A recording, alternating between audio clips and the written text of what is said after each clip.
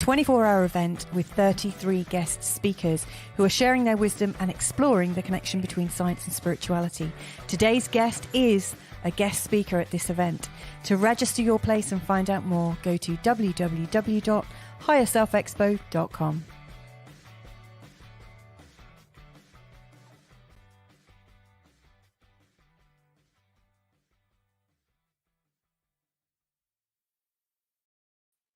Hey everyone, it's Louisa Tanner-Munson from Feel Good Astrology, and I've got a fantastic Feel Good conversation for you today. I'm really looking forward to it. My guest came onto my radar a few months ago, I think. We're both speakers at the upcoming Higher Self Expo. That's taking place on the 17th and 18th of July this year. And the theme for it is where science meets spirituality. And so all of us, have a grounding of some sorts in spirituality and also an interest in, the mechanics of it. And my guest today is definitely somebody who has thought a lot about the mechanics of life and how things are. Let me just tell you a little bit about him before I bring him on. So I'm going to his rather amazing website, and right on the front page, you can read a little bit about him. I'm just going to share a few bits. But he was born and raised as a pastor's son in California, and wanted to work in the ministry, the church ministry, just like his father, and did all his studies for it. And then when he got to 23, had a change of heart. So this is one of the things that we can talk about today, because what we're talking about is finding freedom and ending suffering. And this is one of the subjects that my guest is really hot on. Later on, about 4 years later, at 27, he had a full-on spontaneous awakening as well. And so that's, again, something else I want to delve into a little deeper. Anyway, let's bring on my guest now. I think I've kept you waiting long enough. So my guest is the wonderful Aaron Abke. Hi, Aaron. How are you? Hey, Louisa. I'm doing well. Thanks for having me on. Well, it's an absolute pleasure to get you here today, because I know it's only 8:45 where you are, or 8:51 now, isn't it? So it's yes. Not many people doing live, connections like this. Well, I go live every day at 7 a.m. for one of my courses, so I'm an early bird, so it works out. And with the people that you're working with on your courses, are they in the same time zone as you? Some of them are, most of them aren't. Most are in America. We have a lot from the UK, a few from other places. So people, if they can't tune into the lives, they just watch the recording, whenever they wake up in their time zone. But we have about 100 people that'll be live with us on any given morning. Wow, that's incredible. I can't imagine that. It's pretty fun. Do you have somebody managing your chat room and things like that? Or do you manage to do it yourself? Yeah, it's a big task. The whole group is about 250 people. So we do have an admin who helps us out with the Facebook group and emailing and all that stuff. But it's my co-leader, Mark Anthony Lord, and I who do the lessons and stuff every day together. Wow, awesome. And seeing as this is live, if you have a question about finding freedom or ending suffering, or more about Aaron's work, then please do just drop us a message. So in the introduction, I was saying, that obviously you grew up around theology and a main doctrine. And then at age 23, something changed for you. Can you talk us a little bit about that, please? Yeah, what changed for me at that point was simply that I was working at a church that I was forced to confront a lot of ideologies and dogmas that I didn't have to confront growing up in my family's church. I was very blessed to grow up in a Christian denomination that kind of emphasized all the best things from Christianity. My dad never preached a sermon about hell, to my knowledge. We didn't talk about the rapture much or any of the dogmatic stuff, but it was just God, the goodness of God. We would have these 2-hour worship services and healing revival services. So we were having too much fun to care about the dark side of Christianity, so to speak. So then I took my first church job after I graduated from Oral Roberts University with a degree in music and theology to be a worship pastor. I'd been leading worship my whole life growing up. And the church I worked at in San Jose was very fundamentalist. And we're always talking about who's going to hell, who's not, who's in the club, who's not in the club. Yeah. Women are inferior to men. The rapture draws nigh. The Bible is the infallible handwritten word of God and stuff. And I was just overwhelmed by all of this dogma that match or align with my experience of God. Yeah. So that's what caused me to start questioning. Like, it felt as if life put me into a corner and said, okay, Aaron, you've been ignoring these dogmas from this religion for your whole life, and Yeah. you've been able to get away with it, but now you can't. Now you Mm. need to make a decision. Do you believe in this version of God or not? And it was just a resounding no for me. Yeah. If I know one thing on earth, I know that God does not exist. And so I can't betray myself any longer by working here or saying that I'm a Christian when I don't believe any of the things that Christian people say you have to believe to be a Christian, right? But I Yeah. never left Christ or his teachings. They were always my guiding light. And so I considered myself almost more of a Christian once I stopped making the Bible the standard, but I made Jesus the standard. Yes. That Love seemed to that. upset Christians a lot, paradoxically. You'd think it wouldn't you? I was like, I thought we were Christians, not Biblians, but okay. Yeah. Yes, because I guess with through the idea of Jesus, you've got a really good example of what it is to lead to the heart. Right. Yeah. Absolutely. Then if you're looking at a book, it's almost like you're trying to be exacting about a set of rules and circumstances, and it's a very it's a very different scenario, isn't it? Yeah, that was very much the problem that I came across with the idea of the Bible, which I always read the Bible greatly, but because I had been exposed to so many different denominations, and every pastor I would listen to at any church I would go to would preach on these same pinnacle passages from the Bible, but they would all have a vastly different interpretation of them. And most of them were good and stuff, but it's like, but if this is the word of God, like, it kind of should have one universal meaning we all agree upon, but nobody agrees on it. We have thousands and thousands of denominations, all of which say that they're the one right denomination. Yes. So it dawned on me, like, people read this book through the filter of their own mind and perceptions and biases. So it can't possibly be inerrant if it's being filtered through a very fallible medium like the mind. And Yes. again, Christians didn't idea either. And also, I guess the books get written as well by actual fallible people. And there's that too, yes. Interpretation of the word as well. We've got Right. a hello from Shannon in Texas. How are you, Shannon? I hope your weekend retreat was good. Let us know if you've got a question, because I'm sure Aaron will be very open to answering it. I know you have a lot to think about, with oneness and stuff. So we've got Shannon joining us. I know there are some other people watching in, so please do send us your questions or let us know where you're listening in from. That'd be great. So how did your family react to your decision? That must have been quite a discussion to have, I'd imagine. Yeah, I never had the discussion with them because I knew, of course, this isn't going to go over well if I try to I don't want to convince anyone of what I believe, because through my own experience, I could have never came to these conclusions if some other guy tried to convince me, and out of my own way of thinking. It just doesn't work like that in religion. You have to come to this conclusion of your own direct experience. Otherwise, you'll never agree with it. That's the nature of the ego, right? Yes. So I very much avoided ever talking about this stuff with my parents. But I was starting to post things on Facebook initially, because I had found a lot of answers that I found to be very satisfactory. Of here's why we don't have to, just because we don't have Bible is the inerrant handwritten letter from God, doesn't mean we throw it in the dumpster and say it's a worthless piece of crap or something.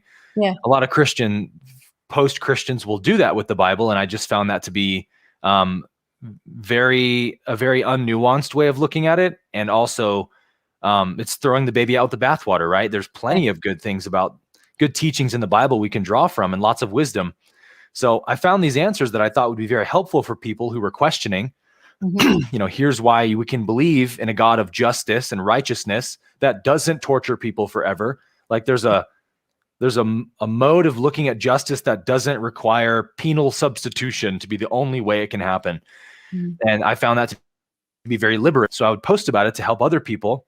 And all I really did was attract a lot of angry Christians who would argue with me. And I even ended up sort of unwittingly having a couple of debates with some pretty high level Christian pastors who a few I wasn't actually aware were like famous pastors who people had like tagged them, go disprove this guy, Yeah. And so then we start getting in this debate, and then someone's like, do you know who you're debating right now? I'm like, no, I don't. And I'm like, these people are so out of alignment with their own teachings that we teach the Christ, sort of like Gandhi said, I love your Christ, but not your Christians. They're so unlike your Christ. And that was always my main arguing point with them, is like, if your tree is good, if your philosophy is true, what is real can't be threatened. What is true doesn't need defense. Why do you get so defensive and angry at me for having a different point of view? You're the one calling me names. You're the one accusing me of being evil and a cult leader and all this stuff. Have I called you a name? Have I cursed you at all? So which one of us is coming from a good tree? Yeah. Yes. It's a bit like, what would Jesus do? kind of question. Bingo. What is the loving response in this situation? Does that thought originate from love? Yeah. So what is your religion as such? Like if I was to sort of characterize mine, I guess I see God in nature. I see it all around me. Every time I look at things around me, and I've always felt like this right from an early age. I just feel completely connected because I can see that there's something good or something very powerful that holds everything together. I look at everything and think, there's no way this is just a coincidence. There has to be something there. And I guess I call my own feelings, my own spirituality that wells up in me, I call that love. Where is it you're coming from? Very much the same. I think when you get God out of this limited, restricted paradigm, it becomes very clear that God is everything and everyone is God. And then it becomes even more clear that, that was Jesus's recognition, right? That's why Jesus said the things he said, or that's the position that Christ was speaking from, is the position of oneness. Understanding there is only that. There's just that one substratum of reality, that one being, and all is that expressing itself. So there is no separate self. There is no individual separate person living its own life. We're all just God's dream, right? We're all the activity of God's mind. And so when one awakens to that fact, it feels very natural to speak from that place, and it feels very dishonest to speak from the place of a separate individual person, named Aaron. And I think that religion is built subconsciously maybe to restrict people from having that realization, because religion needs to be exclusive to be a religion, right? You have to confess certain doctrines and ascribe by certain practices, read a certain text. And so if all is the one is the all, where's religion fit into that? So it's all a subconscious construction of the ego over, thousands of years, of course, but this is how crafty the mind is it will find ways to keep you out of this epiphany. And once you have that epiphany, especially like Christ did, you're going to offend a lot of people who are believing that they are from reality. And that was what became obvious to me as well about Jesus, was at some point it was like, okay, well, as inspiring and even worshipful as this person of Christ was and is, that wasn't what inspired Christ himself, right? He was everything he was, and he became everything he became because he knew I and the Father are one, not because he confessed Jesus as his Lord and Savior. So it was like, I need to make that leap myself if I want to become like Christ. Yeah. Yes, understood. I like that a lot. So you had your spiritual awakening around the age of 27, and I remember you telling me a little bit about it. It sounded like it was quite a cool experience, because weren't you at the Google gym? Is that right? Or Yep. I can't, of all the places I imagine people having I know, right? awakening, I imagine it to be like, I don't know, on some beautiful Hawaiian island or something, or in bed at night or something. Almost never, yeah. So can you talk me through it a little bit? I've met quite a few people who have had spiritual awakenings, and the thing that sticks with me about them is that it's almost like their mind, as they know it, gets blown apart or deconstructed, and everything falls away. But I'd love to know your experience of it and continued experience of it as well. Yeah, very much so. It just continues in always. And I think what happens is when the mind, or I guess when awareness captures a dramatically higher point of view than the mind has, the mind can only know objects. That's all it can know. So it has to label everything with a name and an idea and a concept. So when you, like, this is the conundrum of a spiritual awakening, is that there is just that one field of consciousness, just that one substratum, and everything is that. Like when you're a dreaming at night, everything happening in the dream is what the mind is doing. So it's like in the dream world, everything is mind. There's no actual separate dream characters. It's all a play of mind. And in a way, it's happening now, but that is the universal mind, consciousness. And it's like it's right in front of us all the time. In fact, it's so close to us that we can't, there's no room to even see it. We are that, right? Yeah. But because the mind only knows objects, it's like we miss it. It's just right there all the time. And we're just going about daily life, totally overlooking it. And so a spiritual awakening to me is somehow you step back from the object knowing mind and you become sort of the viewpoint of the substratum, and you realize, oh, wow, it's all just a dream. All of the person I thought I was, all of his problems and his stories don't exist. It's just a dream of consciousness. Yeah. And that realization, it's so expansive and it creates so much sense of like spaciousness and openness in you that that openness is sort of felt as this bliss, this blissful, delightful feeling of like all is perfect, all is well. I have no problems and nothing to worry about because I am the one reality. And so you just get very blissed out on that realization. So that's essentially the experience I had at 27. I had been working at Google, as you said, as a personal trainer for about 4 years. And I was in a very dark place at that time, very depressed and working through my, very sad, depressing, lonely thoughts every day. And so I was going up to this bout of my gym at Google for lunch every day, and I would listen to Eckhart Tolle. And it was like the only thing I could do that would give me real peace of mind and sort of escape the constant stream of thinking and negative self-talk and stories.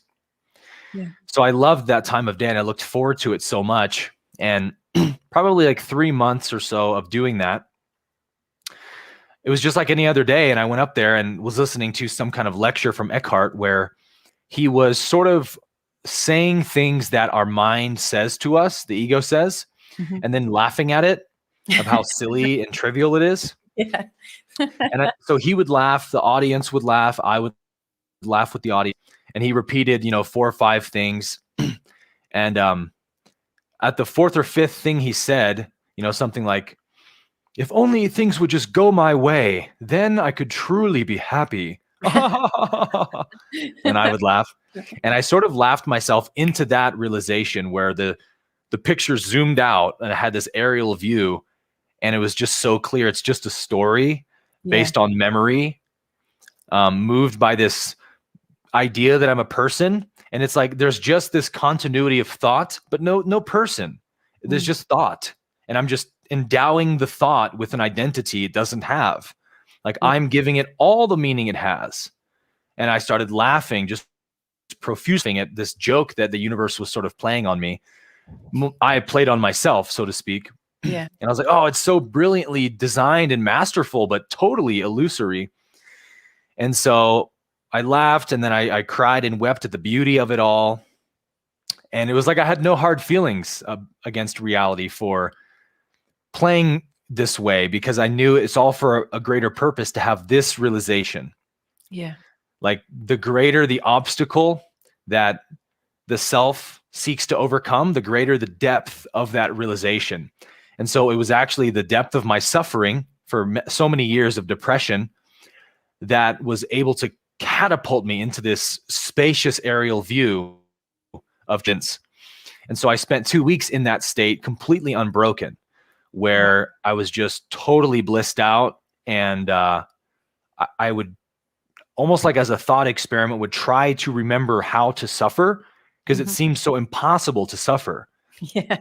Like how do I isolate myself again into this weird idea of being a character in a story?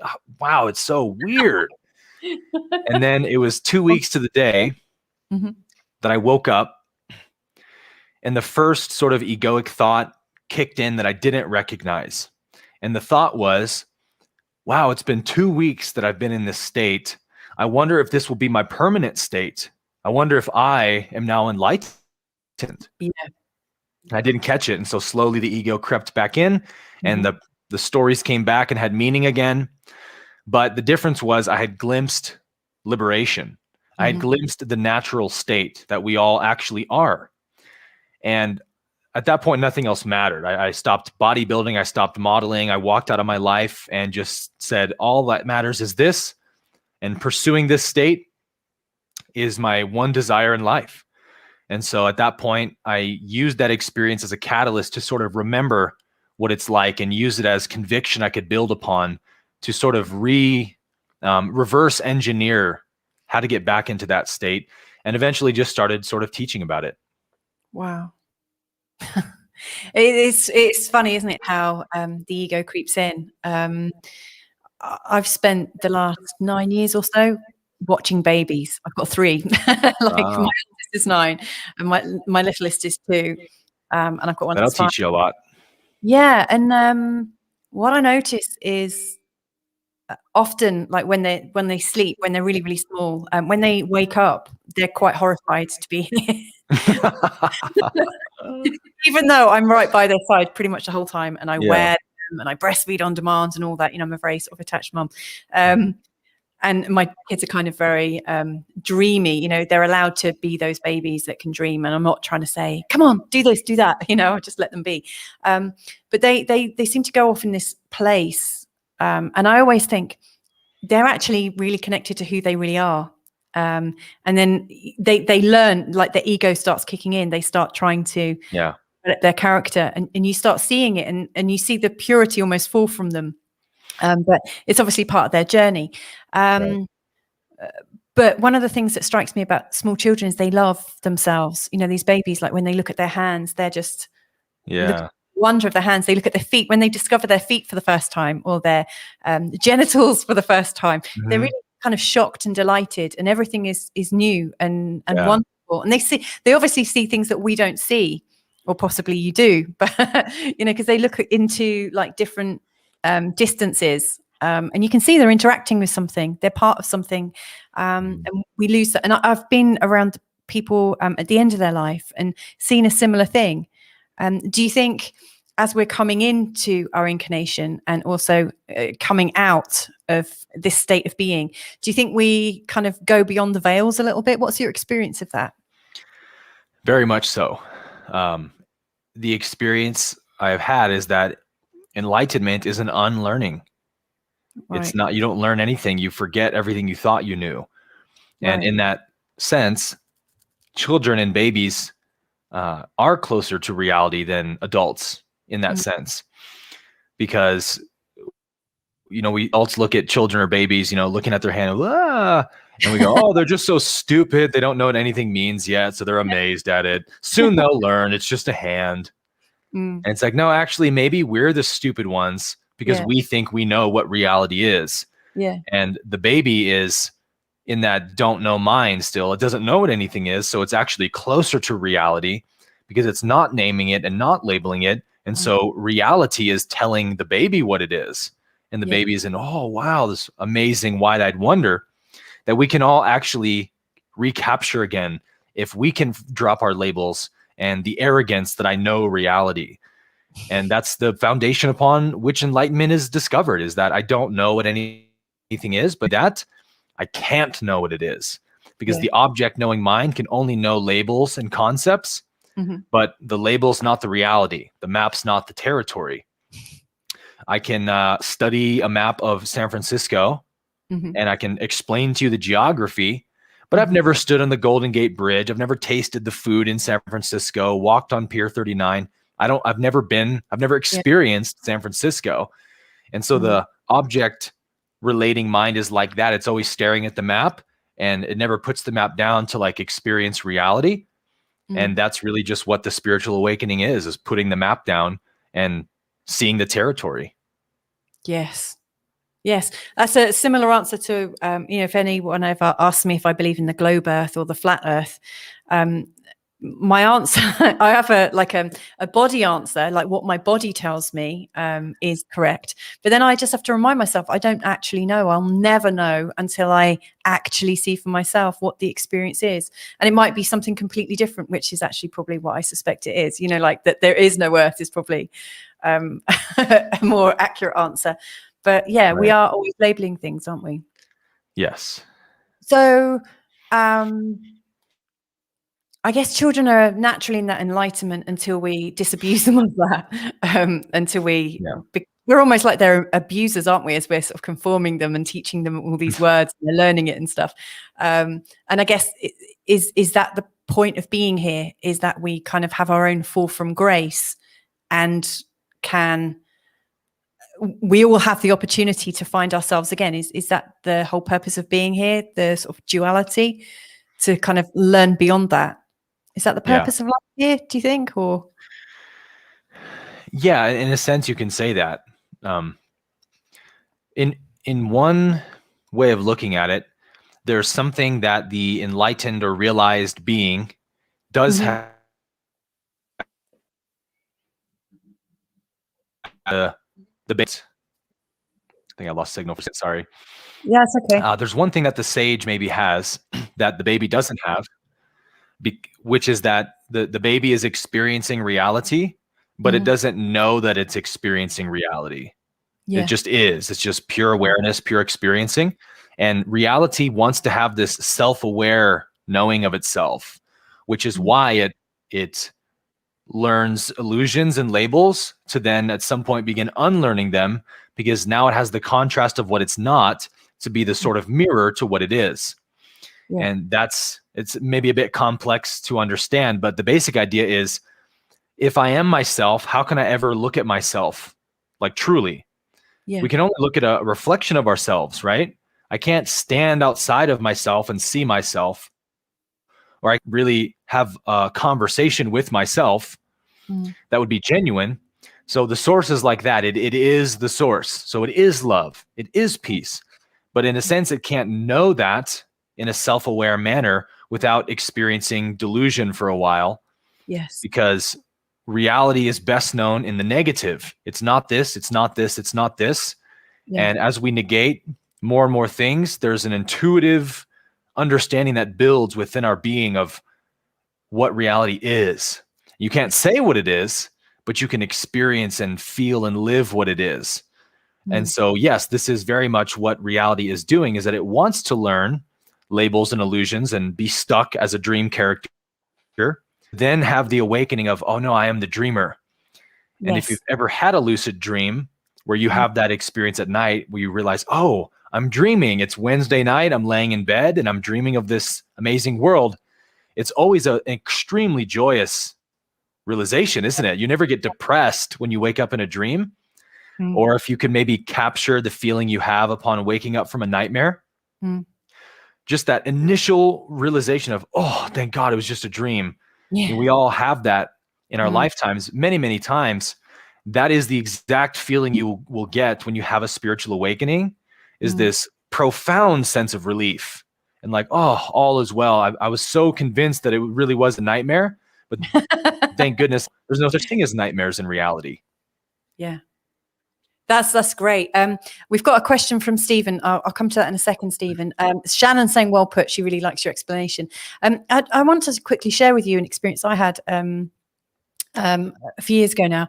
And I just had my last baby. And so he's really, really small.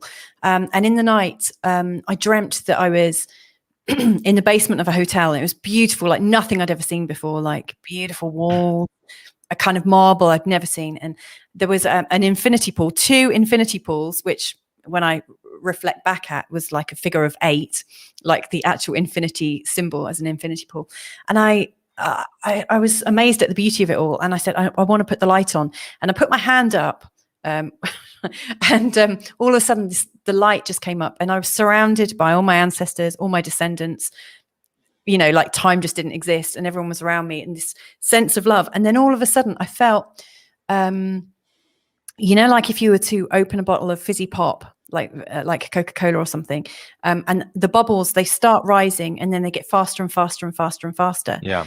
I had this sense that my body, I was leaving my body, or probably the most accurate description was that my body was dissolving, and I was shooting up a stairwell towards a window, and beyond it was just space. And I just shot right up, and it got faster and faster, and it just felt like this orgasm all over. And my only thought in that moment was just of peace. It just felt so amazing. And I was out of my body, and I was hurtling through whatever it was. And my only thought was, I'm going to know all the answers. I'm going to the source. I had this great sense of homecoming. Yeah. And it felt amazing, like nothing I'd ever experienced. And then I said, it's not my time. And I was back in my body. And it was such a very real experience. It felt like I could have actually gone for good in that moment. But I had responsibilities, to my little baby and my other kids and husband and stuff. But it felt so real. And what I'm left with is this feeling that you can die like that. You can leave your body and feel a sense of exaltation. Obviously, I won't know until I actually experience it, and I might not experience it in that way. But it's so profound. It's really shifted my reality quite a lot. Yeah, I would imagine. Sorry, this is about you, not me. But no, I love hearing these experiences people have, because although they're unique in their own ways, it's all the same experience. Yes. Like when you read near-death experiences, yeah, which I obsessed over when I left the church, because I'm like, I need answers. Who has answers? It's dead people. Dead people, yeah. Yeah. And what did you learn from your near-death experiences? Well, so the amazing thing I found was that there was all these commonalities in them. Some of which being, I left my body. I was floating above my body in the room. So there's this like consciousness outside the body, or not dependent on the body. And then there's this overwhelming feeling of peace and well-being, that if they were in a violent car accident and, there's someone resuscitating them or whatever, they're just looking at it with this bliss, like, oh, it's all perfect. It's all just a dream meant to happen this way. I'm free. And then there's this going towards the light, the source, the light, they usually call it. The source is always this non-judging, unconditionally loving presence of intelligence. Yes. Life review happens. And also with spiritual awakenings, right? Whenever people have the epiphany I was just describing a moment ago, it's impossible to have the recognition, I am the one reality, I am consciousness itself. It is literally impossible to experience that as anything but bliss. Yeah. And I find that to be amazing. Yes. Yeah, that so rings. That's how I felt in that moment. It's like, try to come up with a problem. If you're pure consciousness, eternal and infinite, where's the suffering in that, right? Where's the stories in that? It's like, no matter what way you slice it, it's impossible to come up with a reason to suffer from that point of view. Yes. And actually, thank you. That's a really good steer back to the title of the show. Suffering. Yeah. This has almost become about awakening. And actually what we're talking about is finding freedom and ending suffering, which may be awakening. But, I just want to go back to Stephen. I've flashed his question up a couple of times and then taken it down. He gets the map territory stuff, but don't our experiences have some value to our consciousness? What would you like to add to that? Absolutely. Yes. Yeah. Everything. What's a good way of saying this? There's nothing wasted in reality. Reality doesn't waste any moment or any experience. So all the time we spend in the delusion that I'm a separate person, just living this one lifetime, my annihilation draws nigh. So I must take what I can get while I can get it. That's the normal default mode. So totally an illusion, doesn't exist. No proof of that idea anywhere you look. But it's not a waste of time. Because again, you are giving yourself or source in you the contrast it needs to eventually have that awakening of, okay, if I'm not that, which I know I'm not that now, what is left to be? Well, just the infinite. And so it needs that experience. It needs that delusion or illusion to know truth or reality. So that's why nothing is to be judged. Nothing is to be said is invalid. All of it is happening for intelligence, by intelligence, and it's all perfect. Great. I hope that answered that for you, Steve, and let us know if you want anything else clearing up for you. So finding freedom then and ending suffering. I think about freedom a lot. That's kind of one of my big drives is freedom. Am I free in this moment? How can I be freer? How can I feel the freedom? And I don't concentrate so much on suffering, but I do realize that I do feel it. So like my conscious mind seems to be on freedom, freedom, freedom, but actually underneath there's something always lurking, like thinking, oh, you might suffer there. How do people get real to their suffering, do you think, in the first place, to realize that they need to find freedom? Say, how do people get real to their suffering? Or like, because for me, I think I had like a little quiet whisper that used to come up every now and again, like a very egoic voice, and you'd just hear this little whisper, and I would ignore it for a lot of the time. And then one day I actually like listened to it, and I realized that I had a much bigger problem about something than I really did. But a lot of people seem to live in a place of suffering, from my own limited perspective, and they accept it as that's just what life is. Do you get my meaning? Right. Yes. So how do people get real to the fact that they might be suffering in the first place? Yeah. Well, it's an interesting question because each soul comes to that recognition when their time is come. So some souls alive today, they're just going to live an entire life lost in that belief that I'm a person, suffering is the way reality really is, and they're never going to have a moment of inquiry or questioning. And then their next lifetime, maybe they've accumulated enough karma and suffering that their soul begins to question, and then they start to wake up. So the best analogy I can find for this is the caterpillar and butterfly analogy. So we said a moment ago that reality before manifestation, it just is everything it is, but it doesn't have a self-aware knowledge of that until it creates manifestation. And of course, it's all simultaneous. So there's never been a time where it didn't have manifestation, but just as a concession to words, we can say it this way. So that's the caterpillar phase.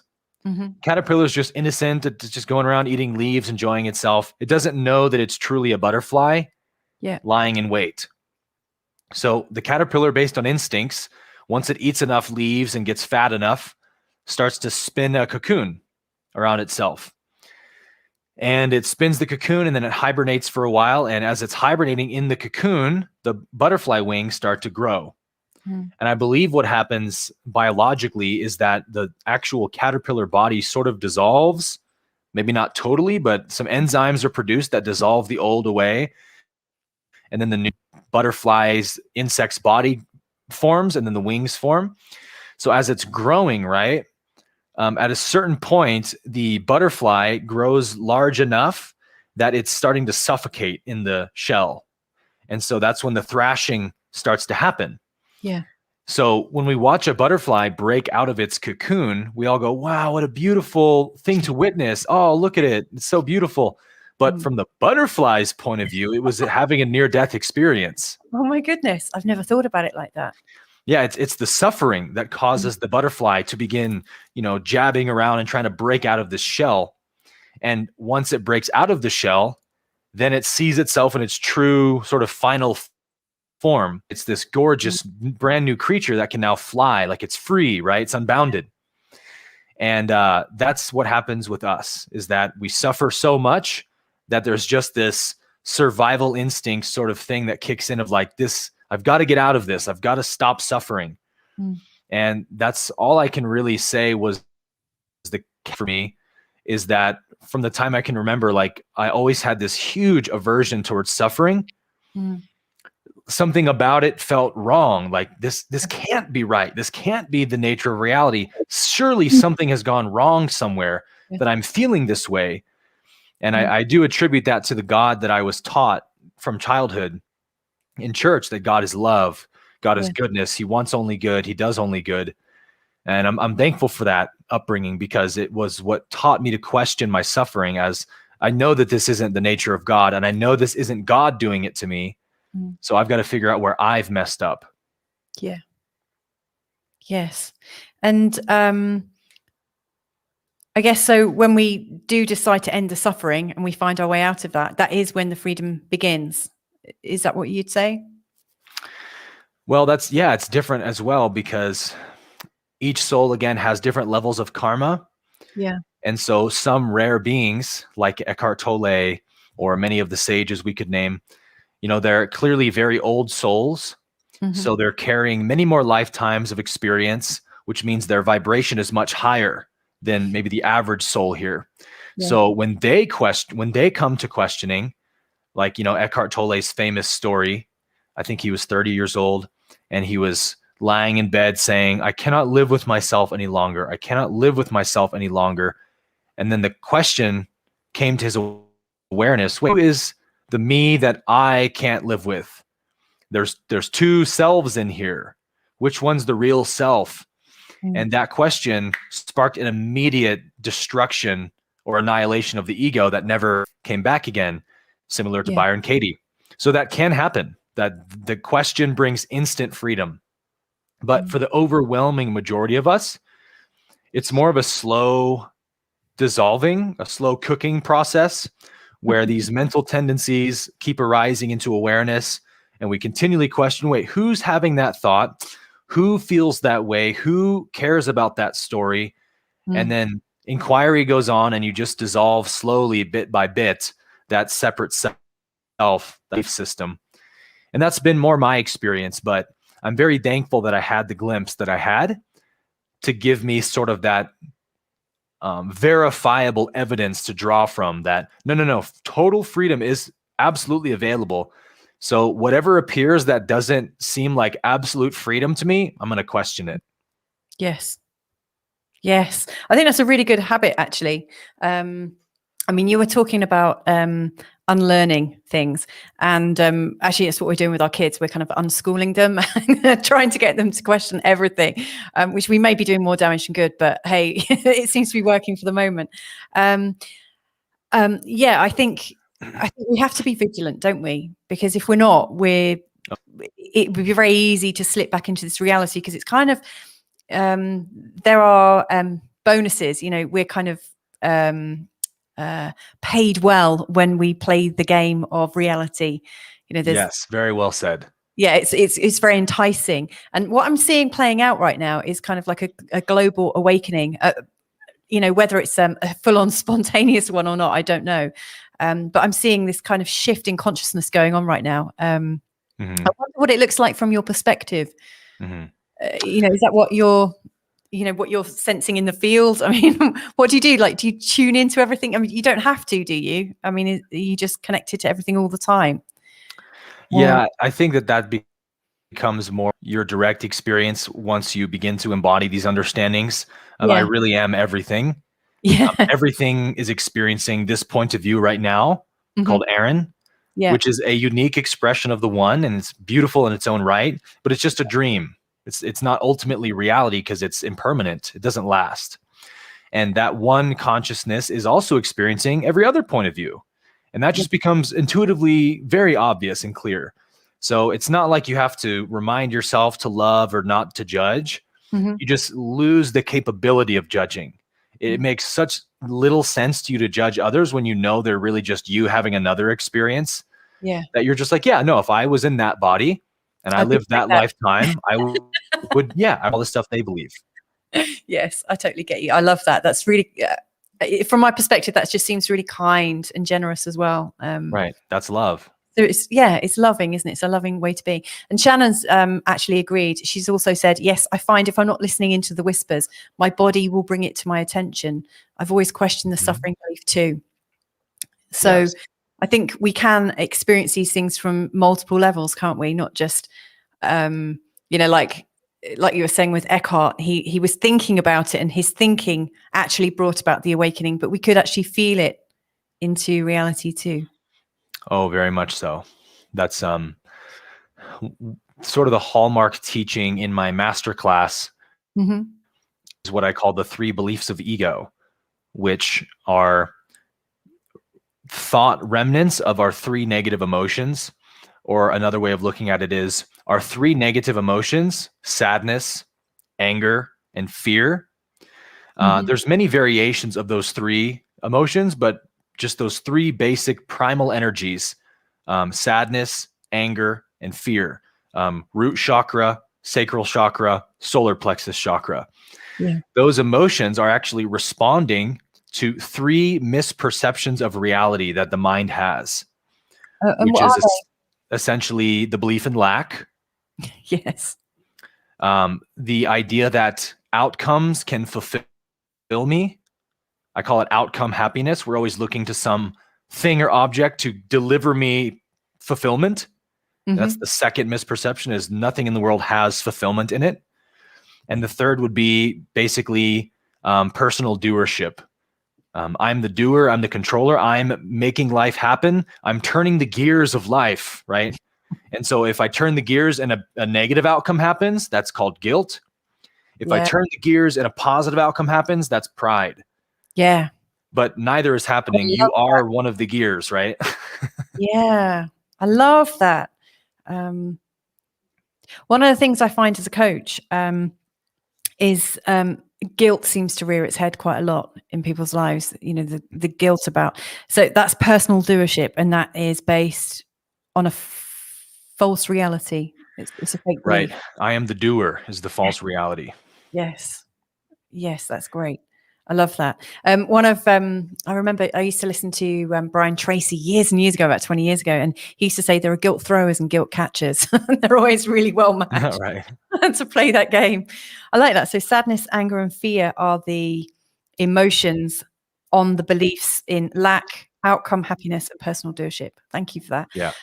So you were talking about your mentorship programs then. Do you want to talk a little bit about that, seeing as you're here? Like, Sure. if Yeah. they want to connect with you, and presumably they'll be connecting with you to enter into one of your programs. Yeah. So I have a YouTube channel where I teach about these things for free. Obviously, I have, a couple hundred videos, many different playlist series. The one that would be most relevant to this discussion today is my series called Mind Science, Mhm. which is about the nature of the mind and things. So if people want to go deeper and really find practical applications of how to embody these understandings in a lived experiential way, I have an 8-week masterclass that's sort of designed to take the concept into a reality through these practices and things we do. So I actually created recently a 4-week free masterclass called the 4 Yogas, which you can find on my YouTube channel.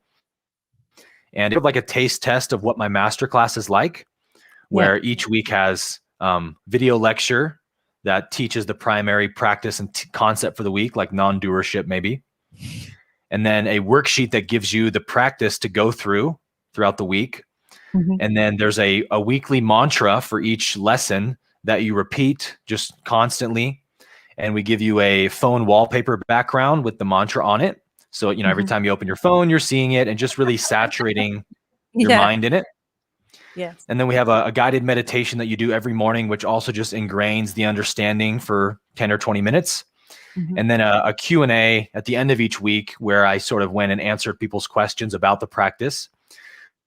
So that's how the math class is structured, but it's 8 weeks and a little bit deeper than the 4-week one. So if people are interested in what that might be like, they can go take the 4-week one to get a sort of a free sample.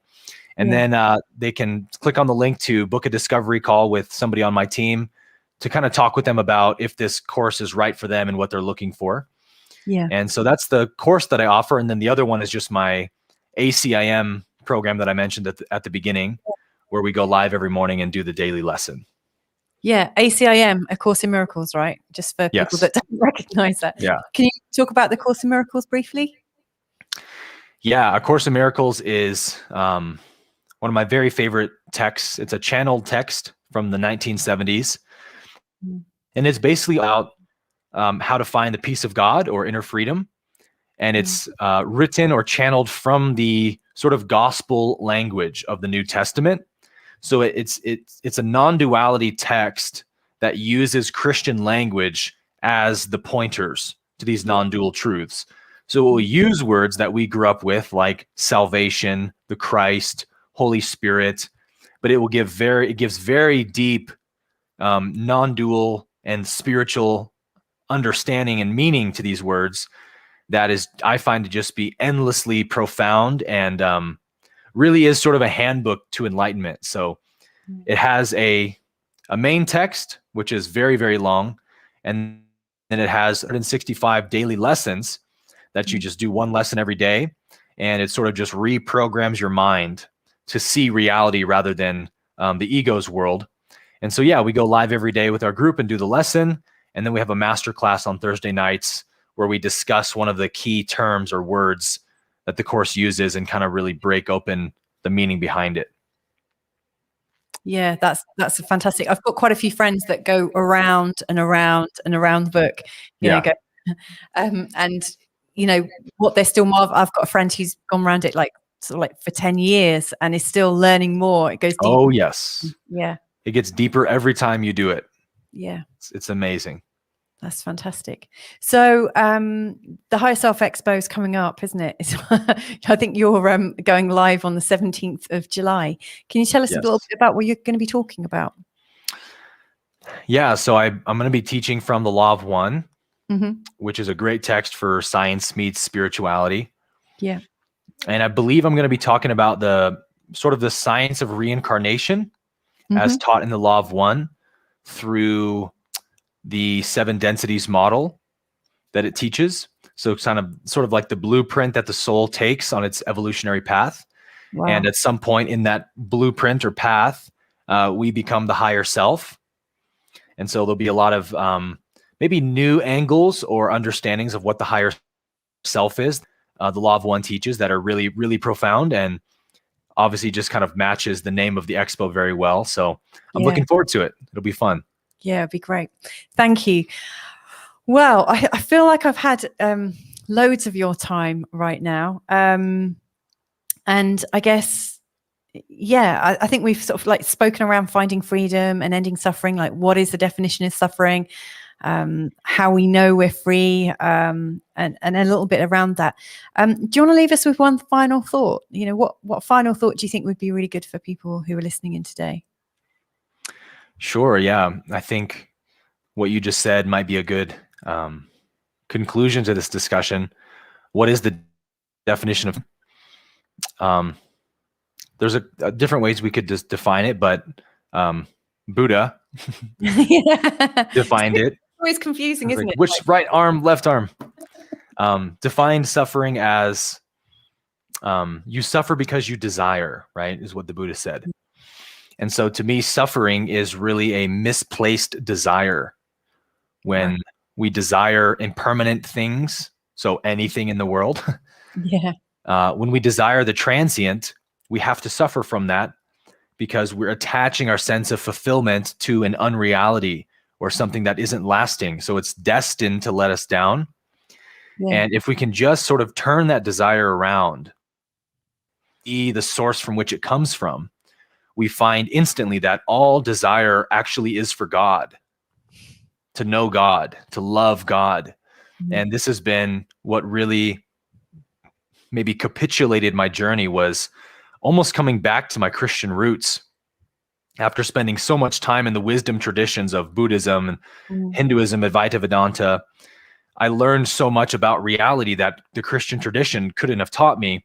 And I needed that desperately. But at some point, like, the well felt dry. And I felt like, you know, I know all of these understandings and non-duality, but I still feel something is missing.